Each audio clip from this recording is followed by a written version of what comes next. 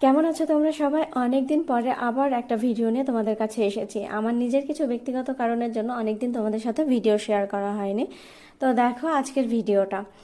আজকে আমি রান্না করেছিলাম মাছের মাথাতে মুগ ডাল, আলু সেদ্ধ আর মাছ ভাজা। এটাই আমি খেয়েছিলাম। আর খেয়েটে সন্ধ্যেতে সুপ্রিয় অফিস থেকে আসার সময় নিয়ে এসেছিল একটা চকলেট, ডেইরি মিল্ক। আর ডেইরি মিল্ক খেতে আমার খুব ভালো লাগে। আর মাঝে মাঝে যদি বরের কাছে এরকম ছোট ছোট গিফট পাওয়া যায় সারপ্রাইজ হিসেবে, তাহলে তো আরোই ভালো লাগে। আর রাতে চলে গেছিলাম দাদাদের মেসে।